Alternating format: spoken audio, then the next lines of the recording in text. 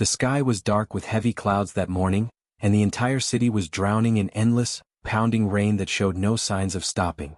In front of a huge mansion with perfectly trimmed hedges and beautiful stone fountains that sparkled even in the gray light, a woman in an old gray uniform sat hunched under a big oak tree. Her hair was soaking wet and stuck flat against her face. Her hands were shaking badly as she tried to eat from a broken plastic container that had seen better days. The rain kept falling harder and harder with each passing moment. It mixed with the tears that were running down her tired face. But she didn't move. She didn't try to find shelter.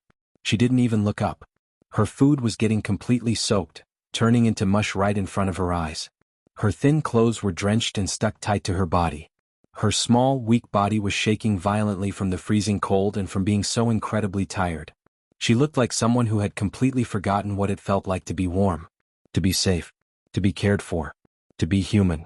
That was the exact moment when he saw her. The man who owned that massive mansion. The man whose fortune could help thousands and thousands of people. The man who had everything money could buy. But what he was about to find out in the next few hours would break his heart in a way nothing else ever had. Not business failures. Not betrayals. Not even loss. Nothing.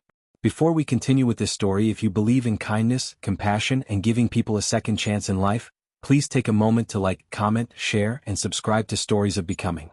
Your support can spread hope and love to people everywhere who need it most. The man's name was Thomas Bennett. He was one of the richest and most powerful businessmen in the entire city. Everyone knew his name. Everyone respected him or at least feared him. He had built his empire from absolutely nothing, working his way up from the very bottom with blood, sweat, and determination. He had been poor once. He remembered hunger. He remembered struggle. He remembered what it felt like to have nothing. But over the long years, his massive success had changed him completely. It had made his heart cold and hard. Like stone. Like ice. He started to believe deep down that money was the answer to absolutely everything in life. Power. Respect. Happiness. Security. Love. All of it could be bought. All of it had a price. Everything. He never really noticed the people who worked for him anymore. He walked past them every single day without seeing them. Without acknowledging them. The maids, the drivers, the gardeners, the cooks. To him they were just there. Like furniture in a room. Like part of the background of his perfect, successful life. They had no stories. No struggles. No dreams. No names worth remembering. But today was different. Today, something about seeing his maid sitting out there in the pouring rain got to him. It hit him somewhere deep inside. Somewhere he thought was dead. It broke through the thick walls he had carefully built around his heart over all these years. Her name was Elena. She was quiet, always keeping to herself. She never complained about anything, not once. She was always on time, arriving before everyone else every morning without fail. Always working.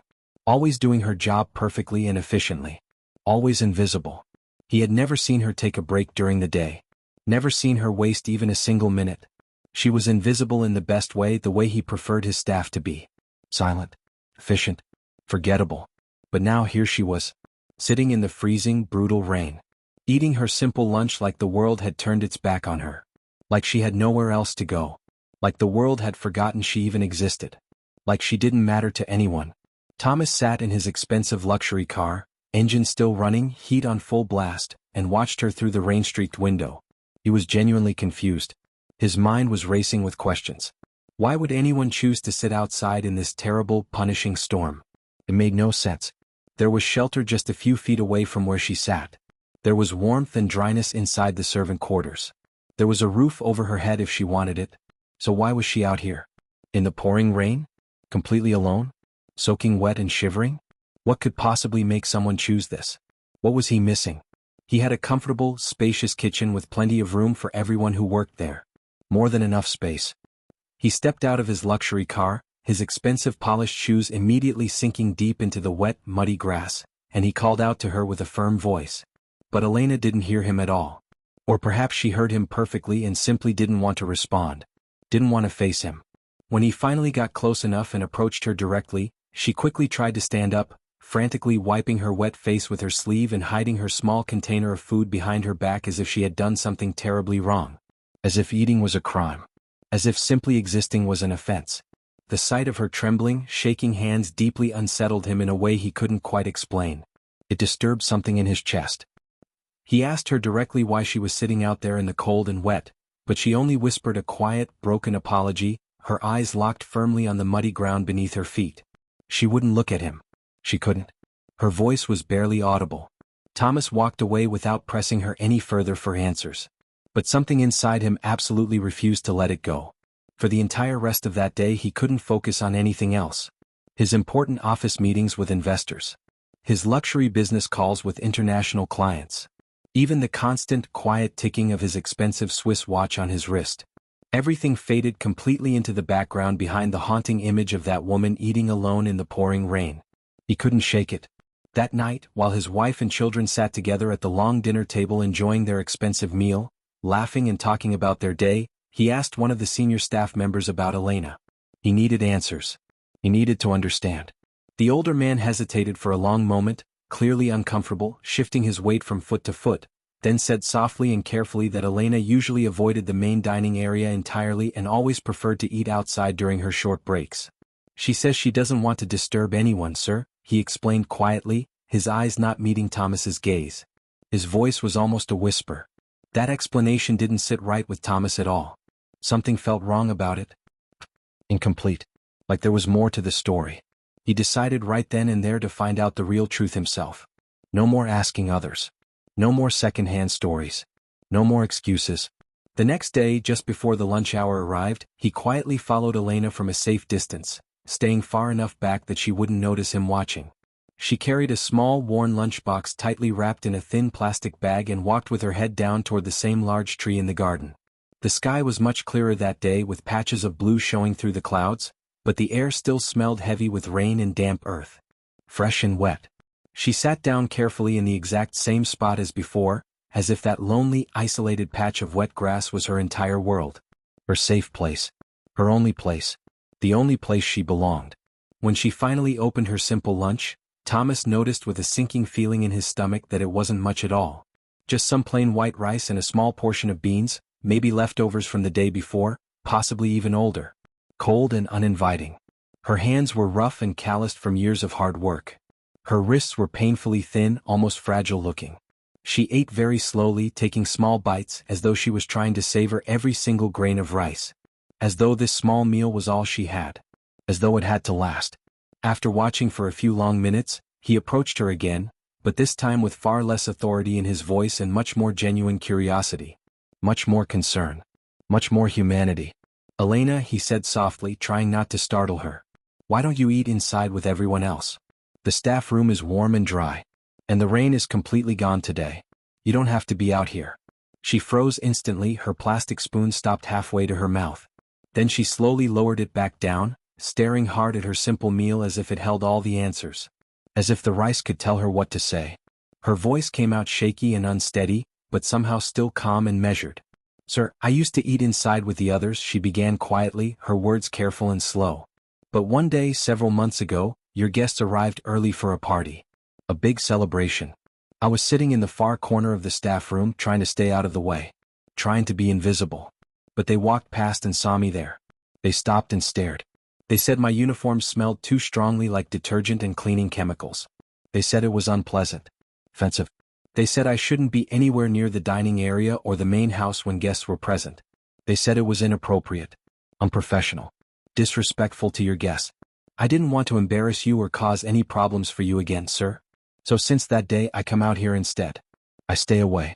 I make sure nobody has to see me or smell me or be bothered by my presence. I make myself invisible.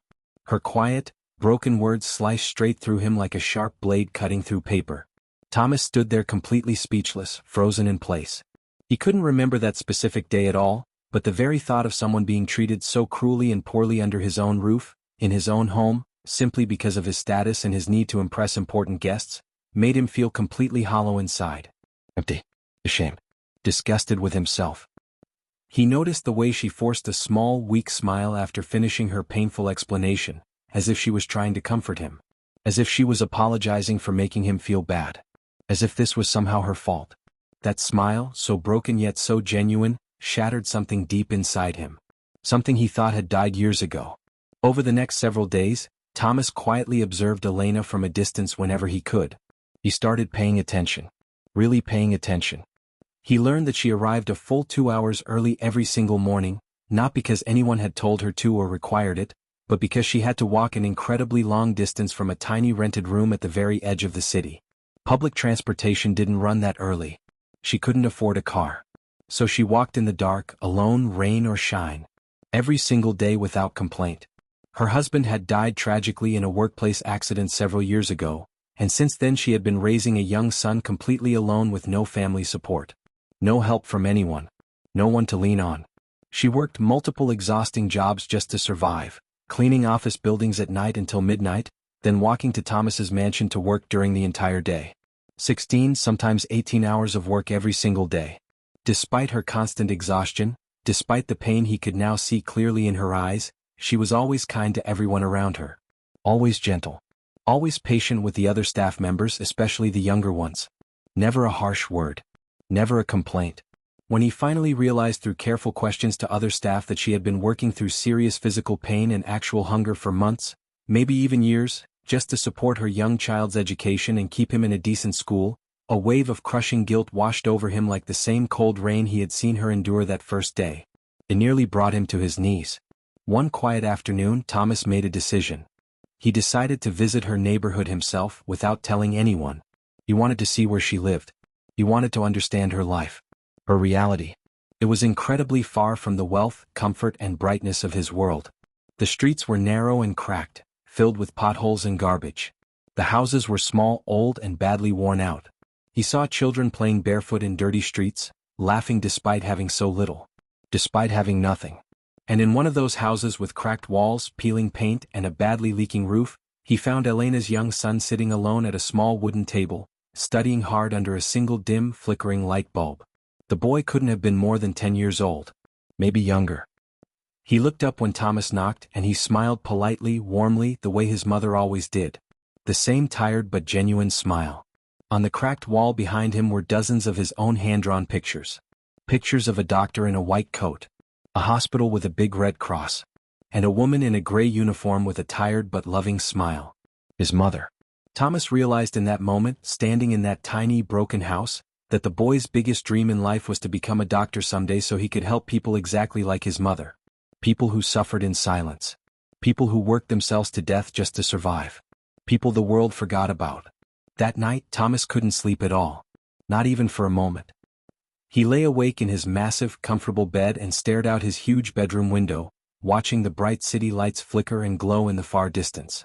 He thought deeply about how he had built enormous skyscrapers that touched the clouds, but had never once built real kindness in his heart. He had built an empire but lost his humanity somewhere along the way. He had accumulated millions and millions of dollars sitting in his bank accounts, but he had nothing that truly mattered. Nothing that gave his life real meaning. Nothing that made him feel human anymore. He was rich in money but poor in everything else. The next morning, as soon as the sun rose, he called Elena into his private office.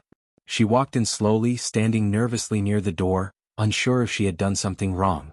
Unsure if she was about to be fired. Her hands were clasped tightly together. Her eyes were fixed on the floor. But instead of scolding her or letting her go, Thomas reached into his desk drawer and handed her a sealed envelope with slightly shaking hands. His heart was pounding. Inside was a full scholarship approval letter for her son, completely funded by Thomas himself until graduation from medical school. Every expense covered. Tuition, books, uniforms, everything. Every single thing he would need. And there was also an official offer letter for her, promoting her to manage the entire housekeeping team with a much higher salary, health benefits, and paid time off. Things she had never had before. Things she never dreamed she could have. Her rough, calloused hands trembled violently as she carefully read the papers, her eyes scanning each word again and again to make sure it was real. To make sure she wasn't dreaming. Tears began falling freely down her tired face, dropping onto the papers and smudging the ink. "Sir, I don't know what to say," she whispered, her voice breaking completely. "I don't know how to thank you for this. This is everything." Thomas looked directly at her, really seeing her for the first time as a human being, and said quietly with emotion in his voice, "You don't have to say anything. You don't have to thank me. Just promise me one thing. Promise me you'll never eat in the rain again."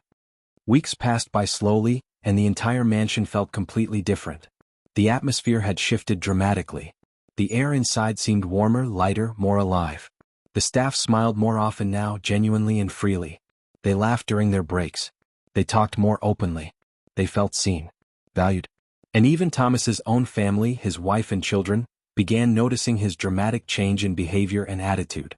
He was softer now, more present, more human, more like the man he used to be before money hardened him.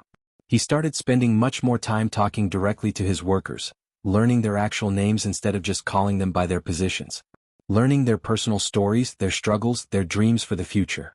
He asked about their families. He listened when they spoke. He cared. He realized, finally, that success without empathy and compassion is just emptiness wearing an expensive disguise. That money means nothing if your heart is empty. And every single time he walked past that old oak tree in his garden, whether it was morning or evening, sunny or cloudy, he remembered with perfect clarity the day his heart had finally woken up under the cold rain. The day everything changed. The day he became human again. If this story touched your heart in any way, please don't forget to like, comment, share, and subscribe to Stories of Becoming. Your support truly helps spread stories like this that remind the world what it really means to be human, to care, to see each other. Before we end today's story, here's a small but important request from us. Comment down below and tell us what lesson you personally learned from Elena's story. Was it kindness? Was it humility? Or was it the incredible power of empathy and understanding? We would absolutely love to hear from you and read your thoughts. As the months and years went on, something beautiful happened. Elena's young son worked incredibly hard in school, studying late into every night with the opportunity he had been given. The opportunity he never thought would come. He graduated years later with top honors, fulfilling his lifelong dream of becoming a doctor. The dream he drew on his wall. On the day of his graduation ceremony, Thomas sat proudly in the crowded audience, dressed in his finest suit, clapping the loudest of anyone there. His hands hurt from clapping so hard. His eyes were wet with tears of joy. Real, genuine joy. When Elena found him after the ceremony and thanked him with her whole heart, with tears streaming down her face, he only smiled warmly and said something she would never forget. Words that would stay with her forever. You gave me far more than I ever gave you, Elena. You reminded me what true wealth really means. It's not in bank accounts or mansions. It's in moments like this. It's in kindness. It's in seeing people. I'm really seeing them. And sometimes that's really all it takes to change everything. One simple act of kindness. One moment of real understanding. One willing look beneath the rain, beneath the surface, to see someone's pain and humanity. That's all it takes to change a heart forever. To change a life forever. To remind us all why we're here. To remind us what really matters.